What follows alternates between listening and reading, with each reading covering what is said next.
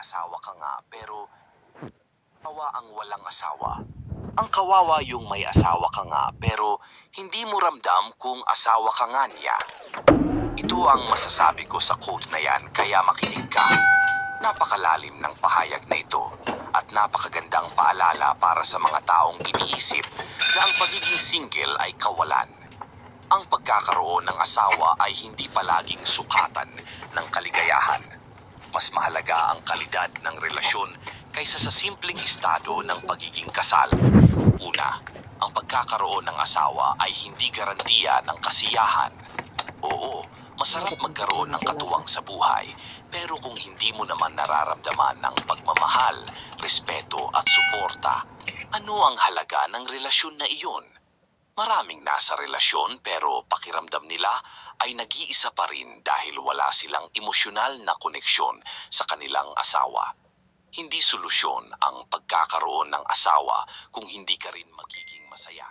Pangalawa, huwag mong gawing sukatan ng tagumpay ang pagkakaroon ng asawa. Hindi ibig sabihin na kapag wala kang asawa, kulang na ang pagkatao mo. Ang pagiging single ay nagbibigay ng kalayaan para tuklasin ang sarili, unahin ang pangarap at pahalagahan ang sarili. Mas mabuti ng single ka pero masaya at payapa kaysa nasa relasyon ka pero puno ng pasakit at kawalan ng respeto. Pangatlo, mas mahalaga ang pagmamahal kaysa sa titulo.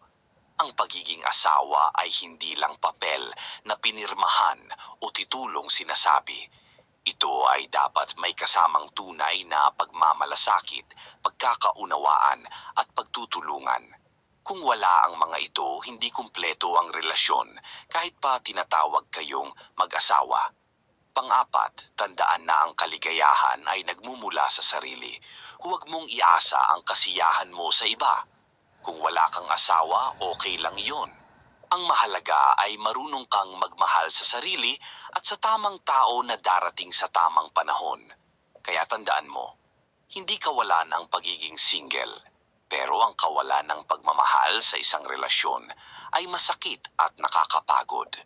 Mas piliin mong maging totoo at payapa sa sarili mo kaysa manatili sa maling relasyon.